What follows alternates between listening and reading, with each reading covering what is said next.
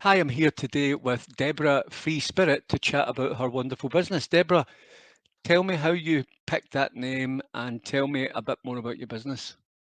Okay, when I look back at my journey from the age of 5 to present day, I had a horrendous childhood. I wasn't going to say a happy one. And I've had to kind of burn away layers. And it was in my 20s that I realized I needed to, I'd always been connected to spirit.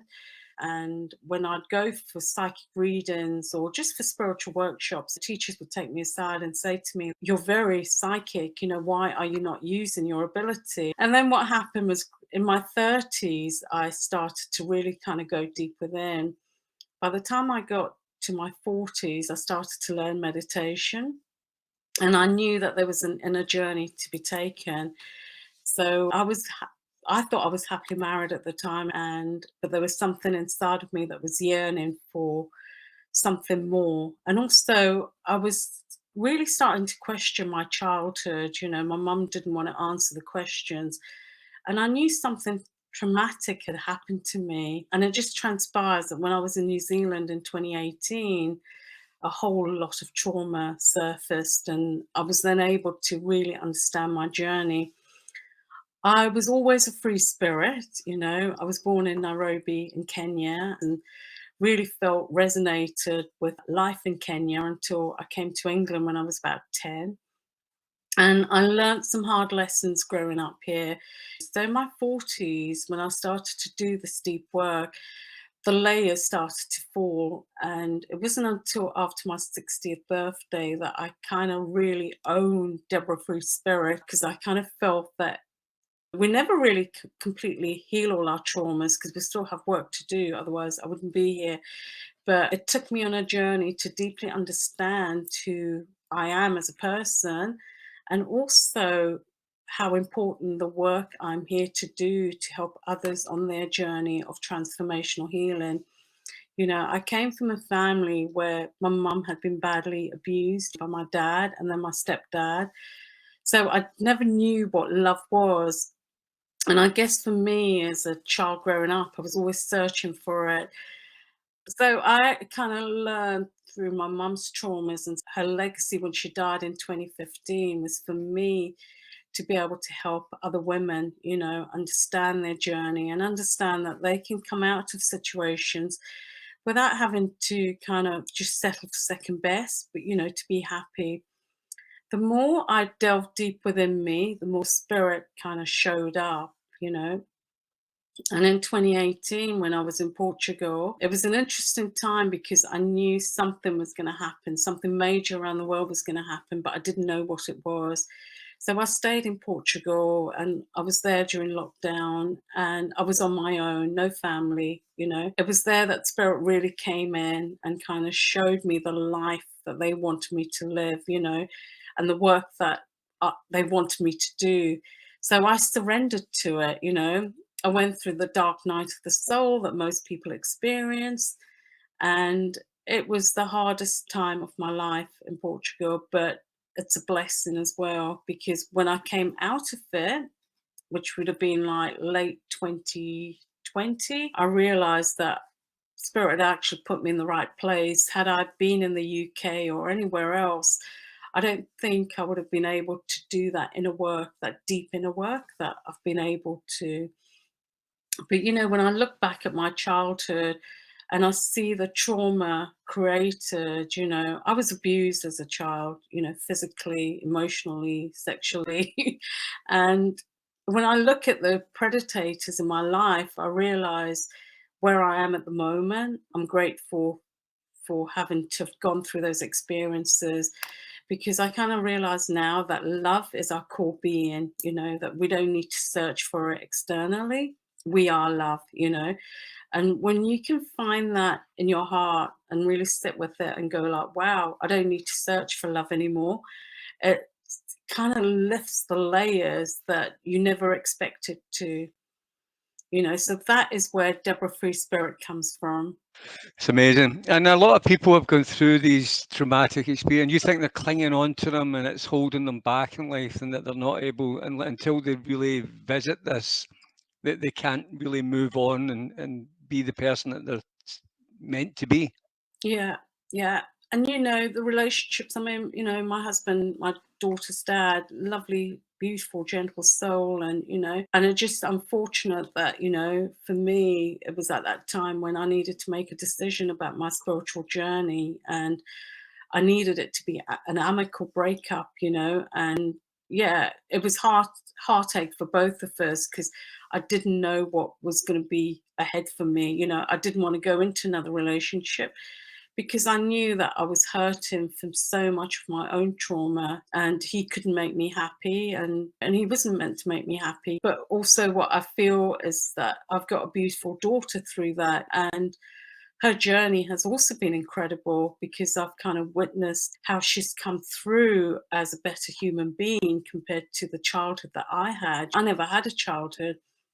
So from the age of 10 to 19, I didn't Yeah. know what a happy family environment was. Do you find that when you're talking to your clients that these kind of things come round, that a lot of people have had these experiences and it's at the core of a lot of the problem? 100%. All my clients, I always have something in common. And I remember a spiritual teacher years ago said to me, you will attract the people that you resonate with, the people that need help. And she even said to me at the time, all your challenges will give you the strength to be able to support other women and also other men, because it's not just women that go through abuse, it's also men that go through abuse. But what I'm really passionate about more is fighting the child's corner, because children are just disregarded, like they're not allowed to say what they're feeling. And I see it even more now since the lockdown. It's like you're not really allowed to express yourself. And if you express yourself, it's like you stepped out of the box. So this is why free spirit for me is I've always been, call it a mouthy person. And I just kind of think like when you have a voice, you kind of need to express it. So I'm really passionate about helping individuals empower them, so that they can see who they really are, not who they've been created by the teachers, by their siblings, by individuals around them, but their true being that resides deep within them. And that's what I do with my work. It's uncovering your true, authentic self. And does that help them become a free spirit then too? How long does it take then to get a breakthrough for some of your clients? I know that's probably a difficult question to answer because they're all different. It depends what trauma they're holding on to. There's no real time. You've got to give yourself patience, and you've got to kind of not rush the process.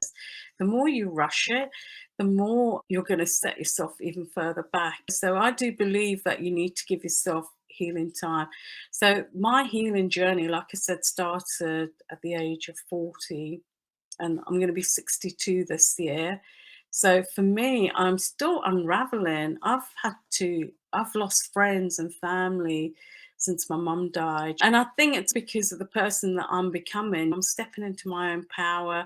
And it's not about being arrogant with it. It's about being peaceful and happy in my skin. And some people don't like it. So you've got quite a long list of services, if you want to put it like that, and you're obviously a published author as well. Yeah. When people contact you, what would be the typical service that they're contacting you for? Because they will interpret your website and they'll make a call on what it is they're looking for. What are the most common services? The first thing they kind of say is, I resonate with, I look at your photo and there's something that has drawn me to you. And what I say to them is, I have trained in everything from shamanism to Reiki to EFT. I recently just finished training with Gary Craig on his new way of doing EFT. So my healing is about a bespoke package. It's like meeting the clients, sitting with them, and really feeling into their soul, like what is it you're craving, what is it you want, and then trying out maybe one item. I always start off getting to know them, like a coaching session, which is a complimentary session of 15 minutes. And then I gauge, this is where they're coming from, this is what they need. But I never set a timer. A lot of therapists will say, you've got an hour, and when that timer goes, you'll have to rebook. If my client has had a massive breakthrough, and it's coming to the end of the session, I will carry on. So I always kind of give myself at least 2 hours, just not to rush them, you know, because I know that when I was going through my own breakthroughs, the therapist would say, "Oh no, Deborah, you know, let's rebook your session for next week or the week after." And I'll be going like, yeah, and you feel as if you're up against the clock all the time, yeah, and that's probably the worst absolutely. thing for it. Yeah, absolutely. So for me, it's really about time. Timing is so important. And sometimes when people are meeting you for the first time, they're uncomfortable, okay? So they're not going to kind of spill everything onto the table. So I just give them time now. I just give them time to be and to allow them to kind of open up in their own space as well. Yeah, that makes a lot of sense actually. And again, everything's spelled out on your website and your directory pages, and you've got some excellent testimonials and feedback from happy customers, and that's an important measure these days of success. What kind of things do people typically say to you in terms of the results that they've had? I mean, is there any kind of feedback that you tend to get more often than others? Yeah, it's I recently had a guy that I did a reading for because I do 2 days a week at Mysteries in Covent Garden. And I had a guy come in, lovely, lovely chap, and we connected on Instagram because I said to him, if there's anything you need, just message me. And I said, the next time, make an appointment to come back. Anyway, he hasn't come back into the shop, but what he did was he messaged me to say that there was something that I told him, and I said he was going to get a massive contract in America, or he would get a connection in America. And he messaged me a couple of weeks ago and he said, Deborah, you know what you said about America? Guess what? I'm flying to America on Monday to LA. And he's been offered a contract. And I really felt for him because our stories were kind of quite similar. And when I get feedback like that from other people, especially when I can see where they're meant to be and they're actually becoming it, I just thought really like, wow, I've done my job. Spirit, thank you. You know, what's next? And even like when I do my angelic Reiki training, you know, and I train people into angelic Reiki and the testimonials that I get, you know, I've bowled over because I'm just a normal human being. And when spirit comes through, it comes through. But I want to share my work and I want to share it and be authentic with it. There are some teachers there that will glorify their work, or they have to dress a certain way, or they have to put all the stuff to kind of make them that part. You know, I am just me, accept me, and you know. Yeah, that's good. That sounds ideal. You've got upcoming events, is that right? So I've got two. I've got one coming up in October. It's a transformational healing retreat in Portugal. It's a really beautiful part in Portugal. It's Alvor near Portimao, and it's funny because in lockdown I would go to this beach which has got the portals of Lemuria, and when I found out, I thought I need to go there. So I would sit there and I would connect with spirit, and I would look up at the top of the hill and I'd go like, I want to retreat here, you know, and I'd walk away and I did a lot of ceremonies in that space, and I'd walk away and think one day I'm going to bring a group here. And it just so happens at the top of the hill, Steve, is a villa that has 8 rooms, group of 12 souls, and I'm really excited about it. That's in October from the 16th to the 22nd. I've got some beautiful facilitators coming on board. Most of them live in Portugal, so I'm kind of using those kind of resources, and they're really good at what they do. The idea is to kind of work through the darkness of our soul, what's coming through, so that we kind of balance the dark with the light. We can't get rid of the darkness forever because otherwise it just wouldn't make sense, but we're going to balance it. The second retreat is going to be in Egypt, and it's going to be in December. I've got the itinerary, but I haven't really started to put the program together. But I'm really excited about that one because for me, Egypt takes me back to my past life, and I've been to Egypt twice now.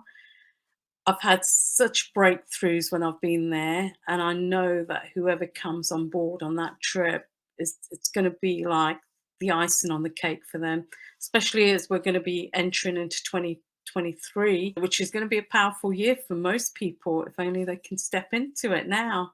That's amazing. So these events and all your services are all on your website.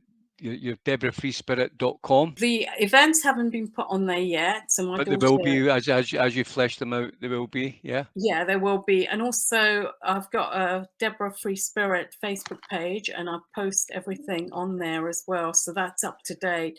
My website is going to be updated by my daughter. So she's going to put the Portugal retreat on there in the next few weeks. Yeah.